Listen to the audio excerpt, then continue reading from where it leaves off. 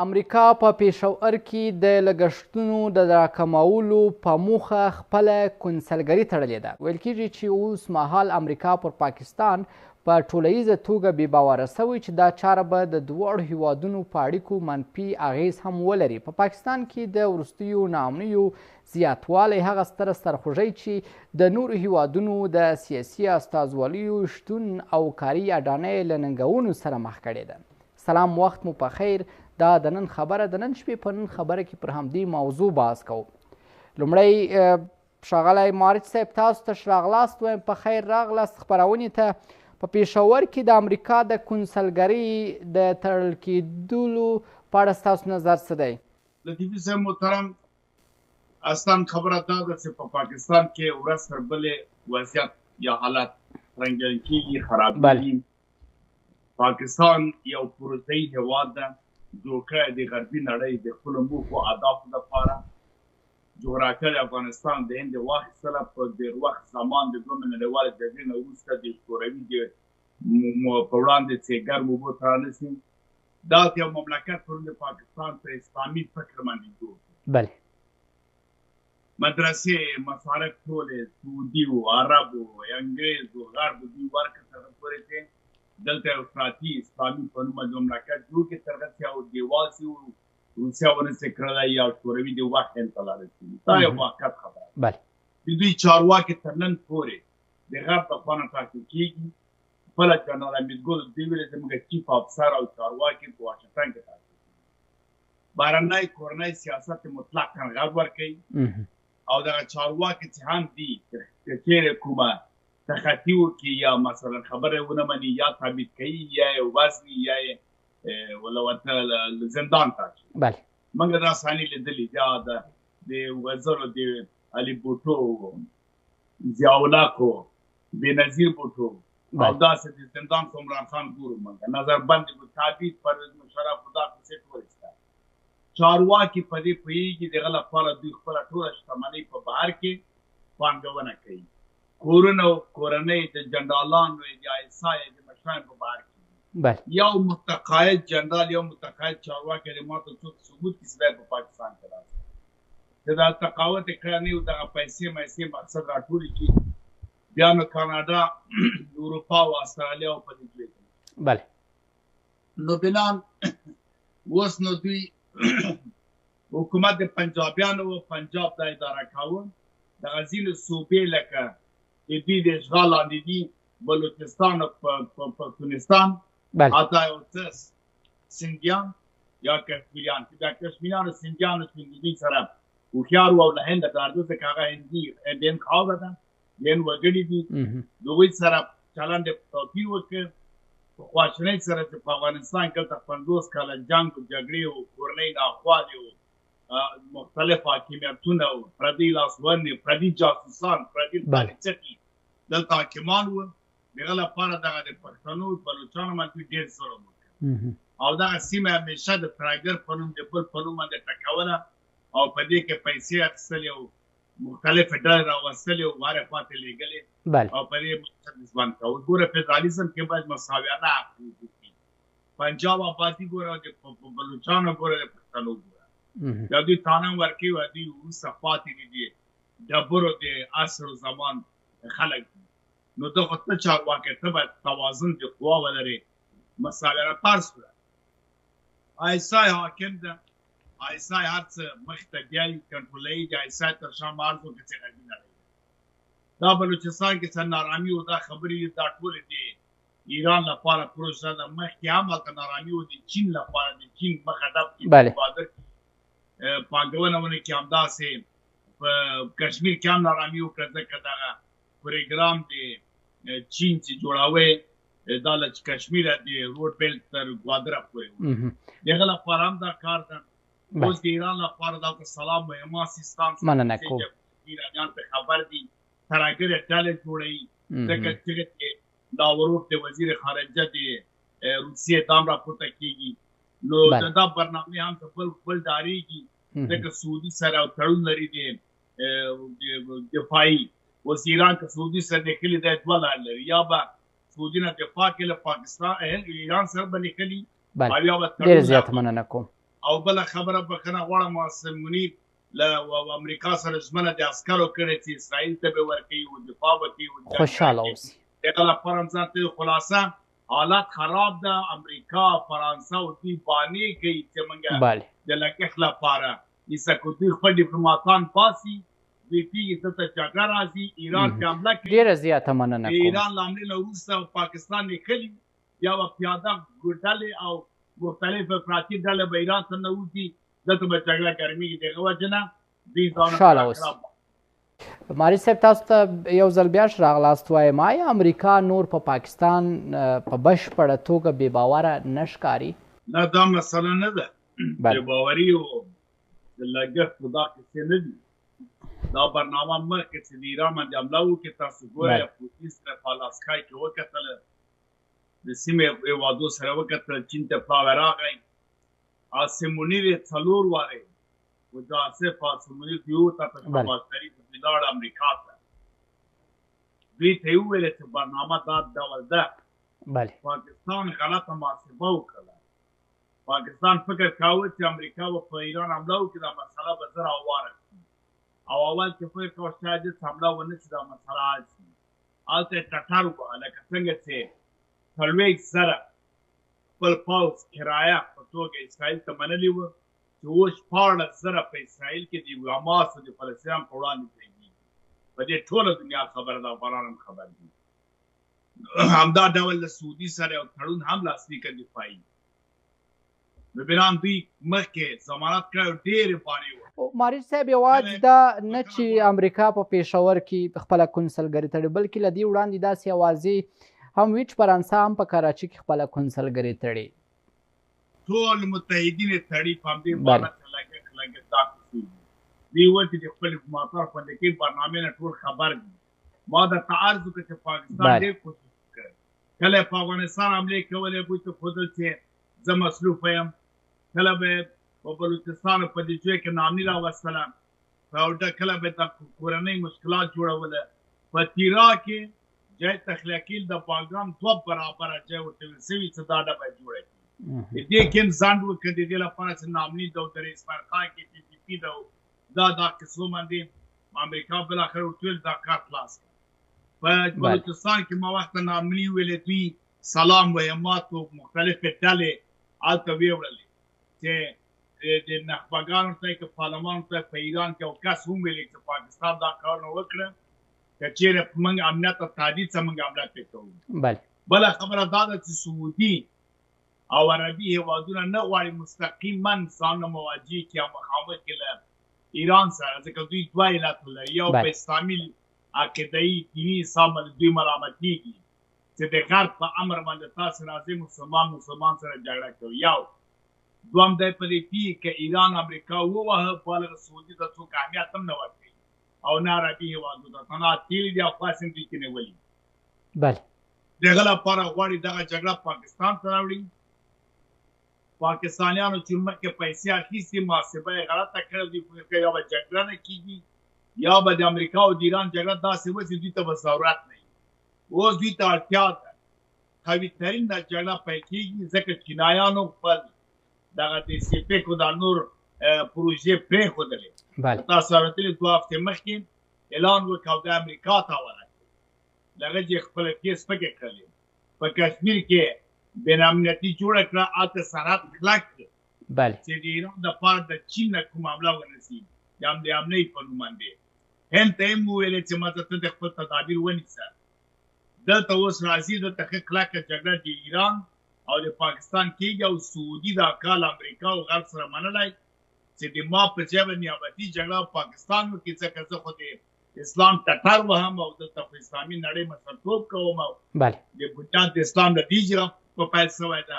زه خو بیا نه شم کولی او امریکا هم په دې نوز باندې کېږي چې مشکلات جوړ شي. نور به ډېر مهمات هلته وي فزیکي جګړه او بله خبره دا وه چې وروسته به پیاده قواې راځي ایران ته له عراق او له پاکستانه. مخکې داسې ځکه ایرانیان راغله افغانستان ته هم راغله. مننه کوم. او څو وارې دا خبره یې وکړه چې له افغانستانه خطر نه ده. د افغان چارواکو مطلقا ډاډ ورکړه چې له دې ځای نه به هېڅ وخت تاسو خاوره استعمالېږي. نه به باګرام ورکول کېږي، نه به ترهګرې ډل درځي او نه سته د دې جنس نه ټول څه هغه غوښته دیوال جوړ کړي ایرانیانو. هغه دیوال یې وځنډه او ځکه دوی مطمئن شوله. نو بنان یوازینی پاکستان په دا پلمو باندې عقل سلیم نه مني چې دلته د پیسو کمبودۍ لپاره به دوی خپلې نمایندګي ته درالې کې هغه په ټوله دنیا کې د دنیا په ټولو ښارو کې کنسولګۍ لري او هغه ته ډالر او کاغذ څه چاپوي او لیږي هغه ته د پیسو کمبود نه. مننه، خوشحاله اوسئ. مارج صاحب، تاسو راته ووایاست د پاکستان ناکامه سیاست څومره د دې لامل شوی چې هیوادونه په ډیپلوماټیکه برخه کې په دې هیواد بې باوره سي؟ ګورئ، پاکستان خو کوم ناکامي نه ده کړې. پاکستان لکه شیطان غوندې په خپله تنده کې کامیاب. بله، شیطان ته چې الله پاک کوم وظیفه ورکړې چې ورته خلک ګمراه کوي، هغه خپل هر څه کوي، هر ورځ ګمراه کوي. پاکستان ته هم همداسې یو بهرنی هېوادو جوړ کړی ده. دا شرط یې ټیک دی، ستاسو به زه تا کوم پیسه بودیجه به زه درکوم او دماغ په برنامې واتا مخته دی، په خپله دنده کې کامیاب، مطلقاً کامیاب. بله، پنجابیان به ډېر هوښیار هم دي. ناامني، بېثباتي، وهل، کول، مات، زوبله، بدرانې، برنامې، توریزم، ترهګر، دا او دا ټول د پښتنو بلوڅو په سیمه کې کوي. پنجابیان ښه ژوند، ښه معیشت، ګاز، باد، سړک، حسن بازار، عیاشي، سینما، هر څه لري. موټر، تیل قیمته سیودا چې زیاده بیا سبسایډي جوړوي، په بهر نه ډالر ورته راځي، پیسه د سعودي ورته را روانه ده، ګاز، برق، ټول مصارف سعودي ورکوي، غربي نړۍ نه پیسې اخلي. په همدغه مکاري و فتنهګري و شیطانت و په دې باندې پیسې اخلي. ځوان ما درته ویل په بهر کې هر چارواکي کور یې په بهر کې ده. یو څو کورنۍ دي، 22 خاندان، ولکې خاندان سنجان پنجابیان ورته وایي، نواب صاحب، نواب جي ورته وایي، سردار جي بلوچان ورته وایي. همدا کورنۍ دي، واک اختیار لري، بچیانو زندګي په بهر کې ده. خپل هم چې متقاعد شي ورځي هلته خپل ارام ځوان کې په بار کې ناست خپل عیش نوش کوي. اوس هم هغه په موټر ده او چوکۍ ده او قدرت ته نیک ناست دي. خوار او فقیر او بدبخت هغه دي چې د دوی دپاره استعمالیږي. که څوک سر پورته کړي د حق حقوق بیانو په نوم د ترهګرو په دې راځي تارګېټ کوي، وزني نیسي، بندیانۍ یې مړه کوي. دغه لوبه دلته په سیمه کې پیل کړې. اوس هم ته یقین وکړه دغه چېرته نه ښایي جګړه پیل کېدونکې ده په پاکستان کې د ایران سره. په پنجاب کې به یو ټک نه کېږي. دا اوس تضمین کړی، ګارنټي یې کړی. حتی په سند کې په تظاهرات څه سند کې به کېږي که نه به کېږي. همدغه جګړه به په بلوچستان او پښتنو سیمه کې او همدغه پښتانه به د اسلام په نوم، د دین په نوم، د ترهګر په نوم خبر په نوم وړاندې کوي او پیسې به ورکوي. بله بس چې جګړه به وننوځي، هلته بیا نو انتحاري و نورې ډلې به په اصفهان او په ایران او په تهران او په مشهد او سیستان او دې ځایو کې به شروع کېږي. دغه برنامه، دا پروګرام دې لپاره ساتلي. هغه چې دا خلک هوښیاري دې ته ډېر وخت پاتې ده، ډېر وخت په دې باندې کېږي چې څه کېږي څه نه کېږي. دا چې موږ ووایو چې پاکستان به شاید ونه کړي، شاید هوښیارتوب وکړي، نه، ده باندې امر ده دا کار وکړي. امر بیا نشي ماتولی، ځکه پاکستان که سبا ته امر ونه منه، پاکستان ورته بیا نشته. یعنې چارواکي خاورو نیسته کېږي، وزن دغه شهباز شریف په مرمۍ ولي په سر باندې په دې کېږي دی، داسې منیر ولي دوی تعهد کړی د همدې لپاره چې دا کار به کوي. د دوی څه ځي؟ سالا د امریکا او د غرب راځي، پیسه د سعودي راځي او له دغه چې نه جنګ په بلوچ او پښتنو ایران څخه دوی پیسې پکې اخلي. دا چې موږ وایو چې اسلامي نړۍ خوشحاله اوسي، اتفاق دا اوس خبره ختمه ده. په اسلامي هېوادونه دي، په اکثریت کې رهبري امریکا ټاکلې ده. همدغه پټرول ډالر سیستم ده، د سیسي او ګلف ده، خوشحاله اوسي مارج صاحب، کریډټ ده، دوی نیول سوي دي. د السعود کورنۍ په 1910 کال کې دوی راوسته، د الرشید هاشمي کورنۍ لرې کړله. دا ټول شیان جوړ شوي سعودي قیچیک نه په 1901 کال کې نکسن راغلی و، واړه واړه مملکتونه جوړ کړل. دا ټول د دوی پیارټي دي پیارټي. بله ډېره زیاته مننه کوم. ناست او بسم الله بسم الله وایي د افغانستان د هغوی لاسپوڅ مننه کوم. خبرې کې چلتارې په دا فلور منډي. مننه کوم مارش صاحب، خوشحاله اوسئ. دلته دغه مشکل د ما مخکې ویلي وو چې دغه جنګ لویېږي، اسرائیل خاوره لویېږي، دا ټولې جګړه سل 2038 کاله دوام لري. د ایران دغه بندرونه دا ټول جنه نیسي چې خلک اوازه چې ولا ایران وګاټه چې شی وګاټه جنګ په واشنگټن کې ده که په ایران کې. ایران ول ایران خوشحاله اوسئ مارج صاحب کور ودان. مارج صاحب تاسو راته ووایاست د حل لاره څه ده؟ ګورې د حل لاره متاسفانه چې داسې اوس په څوک نشي ویلی چې باید څه لاره وي. یوازینۍ لاره اتحاد د اسلامي هېوادو ده چې په خواشینۍ سره دې ته به ډېر ځنډ وکاري، ځکه غربیانو زبرځواک هېوادونو دومره نفوس په دې هېوادو کې کړی ده او په ډېره لویه خواشینۍ سره چې اسلامي ملکونه مسلمانان مشران دا ډېر زیات لیوال د قدرت دي، په هر ډول باندې په هر سطح باندې دوی قدرت په واک مني، د خپل معیشت، د خپل ژوند، د خپل بقا او د خپل کورنۍ دپاره. اسلام ته دین ته اتفاق ته راتلونکي ته کار نشته په خواشینۍ سره. موږ وینو حالات جنګ جګړه راغلی ده په اسلامي هېوادو کې، د اصحابیانو په ملکو کې باندې ټول چپ دي، نور هم ورته خوشحاله دي. که ایران ده، که سعودي ده، که امارات ده، که دې خواته نور هېوادونه دي، په خواشینۍ سره دغه لوبه ده. اصلي حقیقي مسلمانان ثانیې ته نه راپرېږدي. جعلي مسلمانان د اسلام په نوم، د افراطیت په نوم، په بل په نوم باندې په واک کې کېدی. په پاکستان کې هم همداسې ده، اصلي مسلمانان ثانیې ته نه راځي. هغه چې یقیني عقیده نه لري د اسلام په نوم یې جوړوي. دا پروسه له پخوانه وه ډېره. ایران به یې جوړوله، صاحبزادګان به یې له ځانه جوړول، حضرتان به یې له ځانه جوړوله، مثلا میران و سعیدان به یې له ځانه جوړوله، خوجاګان به له ځانه وه. هله پلانه یې د پام دې خلکو نه خدای او رسول توبه نعوذ بالله هېر کړي وو. وتله پیر ته ورته سجدې به یې کولې، د هغې زیارتو ته تله، هغه نه به یې شفا غوښتله، مالا نه به یې نه غوښتله. دا مشکل پېښ شوی ده اوس ته. اوس که له دې نه وروسته دې ته پام وکړي، ورو ورو ځان راټول کړي، شتمنۍ خدای دوی ته ورکړې ده، فضل خدای په دوی باندې کړی ده، اما متاسفاً عقل هم خدای ورکړی ده. یو څو مختلفو کورنیو دپاره سعودي هېوادونه عربان ټول ځانونه تسلیم کړي دي. پاکستان کې عین اقتصاد دوی په دې نه پوهېږي په خپل چارواکو چې څه روان دي. آیا په دا پښتنو بلوچانو په سیمه کې تنام دغه رهبران دي چې عیسی ته ډول وایي؟ آیا دا مولایانو مولویان په پاکستان کې همدا دي چې ویان دي، سپیکران دي، نظامیانو دي چې د هغوی هر ډول نامشروع اعمالو ته مشروعیت ورکوي؟